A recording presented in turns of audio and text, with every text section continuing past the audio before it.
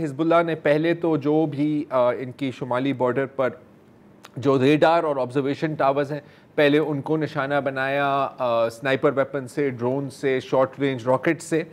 फिर इनको अंधा करके नॉर्थ में उनका जो सबसे बड़ा रेडार ब्लिम्प है स्काई ड्यू, उसको निशाना बनाया। अच्छा, इससे जो उनकी तो तमाम आधी जो रेडार कैपेबिलिटी है वहाँ से ख़त्म हो गई और हिज़्बुल्लाह के हमले बढ़ते गए और तकरीबन 1 लाख से ज़ायद इज़राइलियों को वहाँ से नकल मकानी करनी पड़ी, जिन बस्तियों पर उन्होंने पहले कब्ज़ा किया हुआ था। कुछ ये कब्ज़ाशुदा फ़लस्तीनी बस्तियाँ हैं और कुछ लेबानी बस्तियाँ भी हैं।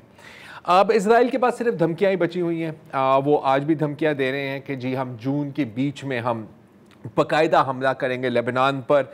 अमेरिकन, ब्रिटिश और फ्रेंच सफारतकारों को भी वहाँ पर भेजा गया है लेबनान की हुकूमत को वार्न करने के लिए कि जी बहुत बड़ी कार्रवाई होने वाली है।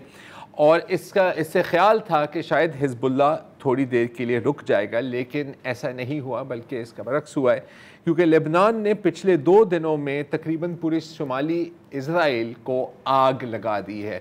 वहाँ पर कत्यूशिया मिसाइल्स, जो रशियन मेड मिसाइल्स हैं, उनसे फायरिंग की है और उन पर इंसेंडियरी वॉरहेड्स लगाए गए हैं जिनसे आग लगती है।